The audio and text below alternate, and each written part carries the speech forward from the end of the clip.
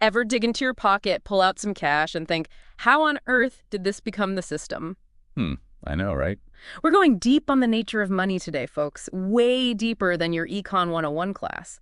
And our guide for this is the big man himself, Ludwig von Mises. Ah, von Mises, a true giant in the field, leading light of the Austrian School of Economics. Okay, hold up a sec. For those of us who aren't fluent in economistese, what's the Austrian school all about? Well, think of it this way. Imagine economics that's less about what the government should do and more about you, me, everybody making choices that they think are best for themselves. That's the core of it. Individual action driving the whole economy. And von Mises, he was all about the power of that individual. A staunch critic of too much government meddling, let me tell you. So kind of get your hands off my money kind of guy. Huh. You could say that. He was all about human cooperation, not top-down control. That's the real bedrock of a successful society, he'd argue. Think about the marketplace, right?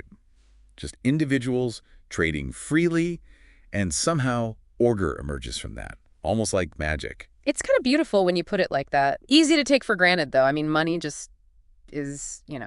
And that's where von Mises gets really radical. He'd stop you right there and say, hold on, money isn't something governments invented, it came from us, Yeah. from the people. Really? I always figured some king way back when just decided, like, gold is cool, let's use this. Well, gold is just one chapter in the whole story. Think back further. Think bartering. You've got chickens, your neighbor's got wheat, you work out a deal, boom, organic money right there, born of necessity. Chickens for bread. Suddenly I feel like I'm in some medieval marketplace haggling over prices. You're getting it. Von Mises talked about all sorts of things used as money throughout history. Grain, cattle, even seashells in some parts of the world. People accepted these things because they knew, down the line, they could trade them again for something else. It's amazing to think that something as basic as money, it wasn't always governments in charge. But when governments do step in, especially with something like printing money, what happens then? Ah, now that's where von Mises gets even more interesting. That's where the whole idea of inflation comes in. And we'll get into that right after this quick break. Don't go anywhere.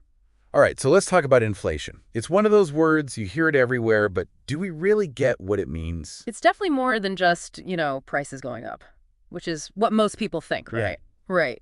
Because doesn't that hit everyone equally? Like if my loaf of bread costs more, yours does too. So fair's fair. See, that's the thing about inflation. It's sneaky. It doesn't hit everyone the same way at the same time. Von Mises was really worried about how it kind of warps the whole economic playing field, creates winners and losers, not always in a fair way. Okay, now you've got me curious. Give me an example. All right, picture this. Someone who's done everything right their whole life, saved for retirement, lived within their means. The responsible ones? Good savers. Exactly. Now imagine inflation kicks in.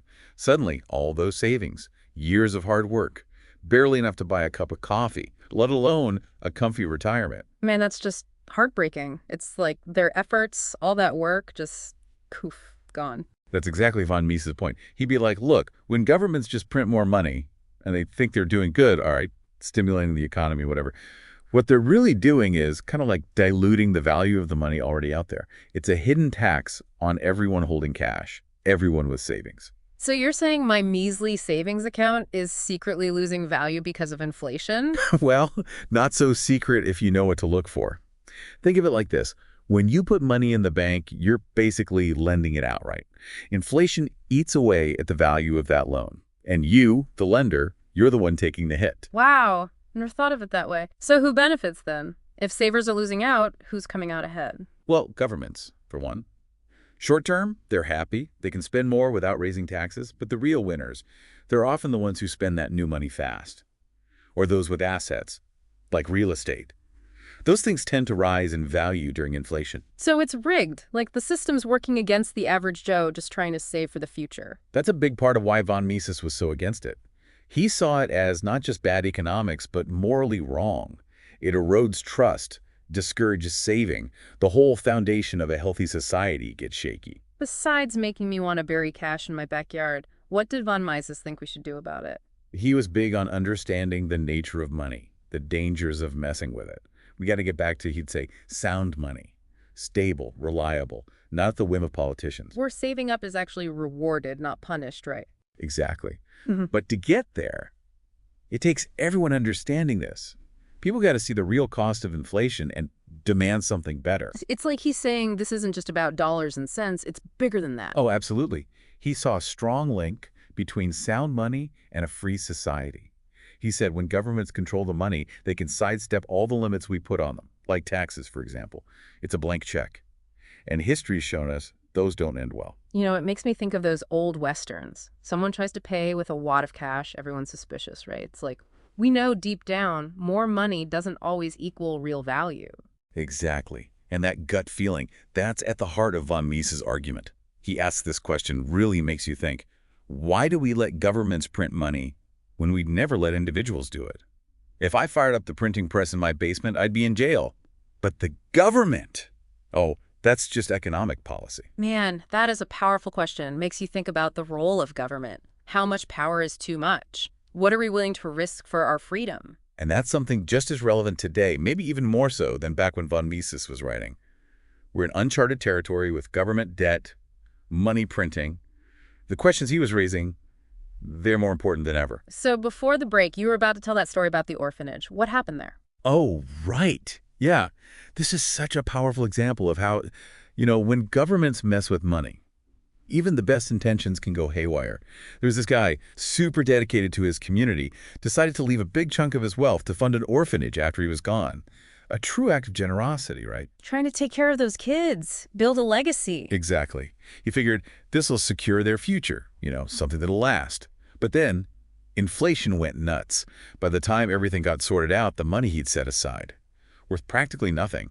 The orphanage got a pittance compared to what he planned. Man, that's just, what a gut punch. All those hopes just gone because of something totally outside his control. And that's exactly what von Mises wants us to see. When governments can just print money. It's like the whole idea of a promise, it means nothing. Contracts, savings, all of it loses its meaning. The foundation of a stable society, poof. It's like he's trying to shake us awake, saying, hey, this isn't just about the economy, it's about something much deeper. Yes, 100%. He was adamant that a free society needs sound money. When the government's in charge of the money supply, it's like they can bypass any rules we try to put on them. Taxes, anything, like having a blank check. And we know how that usually ends, don't we? Not well. It's like in those old Western movies, someone plunks down a stack of bills, everyone's immediately suspicious. Like, deep down, we get it. More money doesn't mean more value all the time. Right. And that gut feeling, that's von Mises. He asked this question that stuck with me. Why do we let governments print money when we'd never let regular people do it? I mean, if I start cranking out Benjamins in my basement, it's off to the slammer. But the government, oh, that's just economic policy, folks. Whoa. That really makes you think, doesn't it? About the role of government, where the lines are.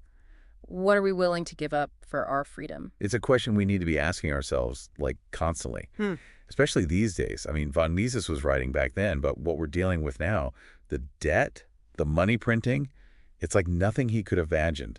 Makes his arguments even more important now. Absolutely. He really makes you think about these big ideas. Money, power, freedom. But he ties it all back to everyday people, their lives, their struggles. That's what makes it so powerful. Yeah. It's not just theory with him, is it? It's about the choices we make, the values we hold. What kind of world do we want to live in? That's economics, too. Couldn't have said it better myself. And that's the beauty of a deep dive like this, right? We can go past the headlines, the quick takes, and really wrestle with these big, important questions. So, to everyone listening, as you're out there navigating this crazy world, remember what von Mises was saying. What's inflation really costing us? And how much power is too much to give to any government? Something to think about. From The Deep Dive, signing off.